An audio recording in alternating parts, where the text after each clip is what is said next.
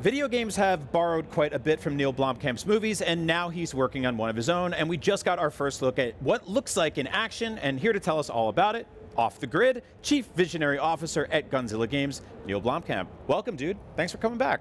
Thank you for having me. Yeah, this is like an annual tradition now. I know. We sit here all year and wait for you to show up, and you finally come in. Okay, so we found out that this game has a 60-hour campaign, but it's also a 150-player multiplayer game. How on earth does that work?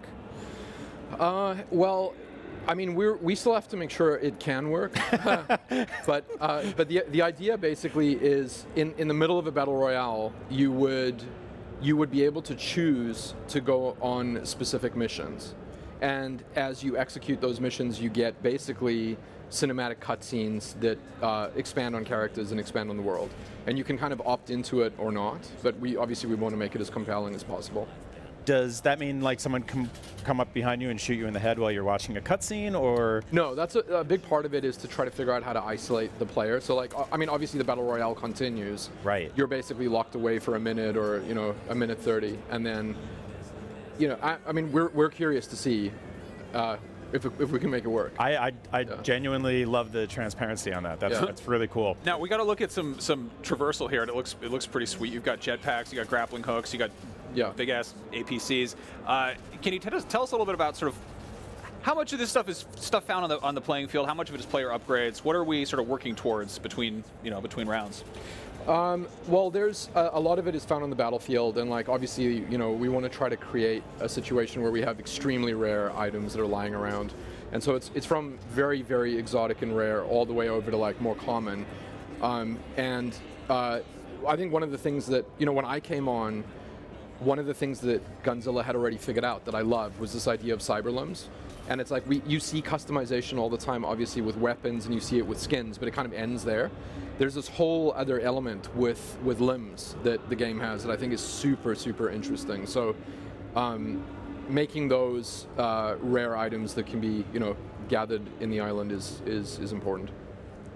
What's the sort of like creation process like in terms of developing these limb upgrades? Like how crazy do you get when you pitch shit, and did they say, yes, no, go for it? Well, I mean, so Vlad Korolev, who is the CEO, is massively influential in the way the game design occurs. Like he's an exceptionally obsessive gamer, and is very knowledgeable about what he thinks the best way is to implement gameplay. And one thing that he was adamant about was that the cyberlimbs cannot be weapons, right? They can't be guns themselves. Right. Whatever we do, it has to revert back to being able to have hands and be able to hold weapons. So the weapon is sort of more familiar or traditional to the traditional gamer, right? The cyberlimb then becomes a little bit more exotic in what you can do with it, but as long as it isn't a weapon. So initially we were thinking along, fairly traditional lines, and then as we expand, hopefully we can start introducing more and more crazy shit. I like that rule because it sort of like paints you into a specific corner. Yeah, it's clever. Yeah. You have to be creative to get your way out of. I like that. Now, can we talk about this guy in the trailer? What's his deal? What's his story? Sholto. So, oh, awesome. We were wondering. No. So Sholto's in Off the Grid. He's actually okay. Let me explain the background and the lore, because the background to the game is actually I totally love what we've come up with. So, the idea is about 30 or 40 years from now, 3 game companies, it may be game companies that we're sort of like kind of familiar with, buy an island in the Pacific. Okay. And once they purchase the island in the Pacific, they also go out and purchase resuscitation technology from the US military. So when you go to the island for real and you suit up, you can opt to have your limbs cut off. You get cyber limbs. So the idea would be Twitch streamers and gamers actually go there to challenge one another, right? To a real life battle royale. And then you die and you get injected with resuscitation nanobots, and then they bring you back to life. So if you were to make a film or a TV show out of it, you'd have people in hospital beds recovering, because it's like probably a 5-month recovery of like growing your limbs again. Right. And sort of tweeting about how the experience was, right? Or they'd win. They could also, obviously, they could win as well.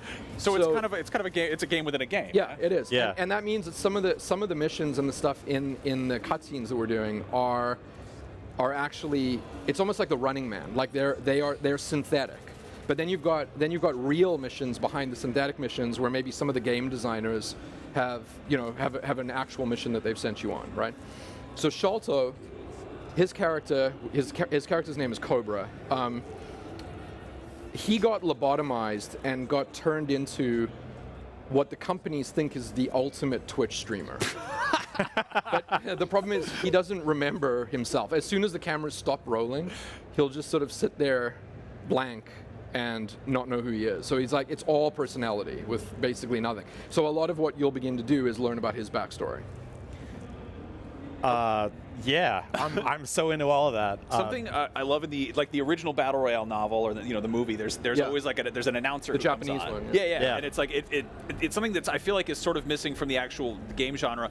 Will he be like giving updates on the state of the game? Like is he sort of narrating? Yeah, that's exactly what we want to do. And I mean, obviously the original Battle Royale, which is an amazing film, it's kind of imagine if you took that film but you switched out the school kids with everyone who thought that they were, if you were to make a film out of it, everyone who thought they were tough or they were able to actually compete. So it would draw in the best actual gamers. It would draw in ex-Special Forces guys. It would draw in bouncers. It would draw in it could be anyone. It could be an accountant who just wants to see how he does. Yeah. So just bored. Yeah, it's like PUBG in real life. Yeah. Now, I feel like the first stuff we saw of this was very, very gritty. It looked awesome, but we get a lot of gritty, tough games, and since then we've gotten a lot of very funny stuff like Just Deal with Delia. We've got Cobra here. Yeah. Can you talk a little bit about sort of finding the right tonal balance while still giving players control of the situation? Because obviously, I mean, you kind of cover for that with the sort of the meta style of it, but tonally it took a while to narrow in exactly on the tone that we have now, which I think is perfect because it has a little bit of not a little bit, it's overtly satirical now. Right. So it's and I mean you can't have a real world battle royale without it being satirical, right? So it is satire, but then it's satire mixed with the kind of real world cyberpunk tone of Elysium. It's some mixture of those two things. So all of the hardcore imagery still holds. I mean, most of our stuff is based on this now. And then there's a sort of a societal or a sort of socio-satirical layer that's woven into it. I love it. Unreal Engine 5. Yeah. You're a filmmaker. This is one of the most powerful engines ever. It's being used in film. So what's it like working with that? How exciting is that prospect? Well, I mean, my own history is in 3D graphics and VFX. So I initially had a real interest in games because they're a way to build 3D environments and sort of light them and drop, not even a player, just drop someone into that environment and feel it, which is the most interesting part of 3D graphics to me. So the idea that it's real time and the idea that it can do the level of fidelity that it can do, and you can watch artists relight stuff, and you can watch shadows and even bouncing light and radiosity move. It's just very, very cool. But we've also created now 40 or 50 minutes of footage in Unreal. So that pipeline is getting worked out better and better, day by day. Awesome. Neill, thank you so much, man. This thank you, Off the Grid looks incredible. Every time we see you, there's more and more to look at here, and I'm just more and more excited about it. So thanks for swinging by. Yeah, thank you. Off the Grid will be out soon. While you're waiting for it, you can watch Neill's latest movie, Gran Turismo, in theaters right now. And after that, go watch Chappie, because Chappie effing rules. Go watch Chappie. Yeah, go watch Chappie. We always talk about Chappie. We need more people to talk about Chappie with. Go watch Chappie. Excellent journalism. Thank you. More Gamescom Studio right after this, so stick around.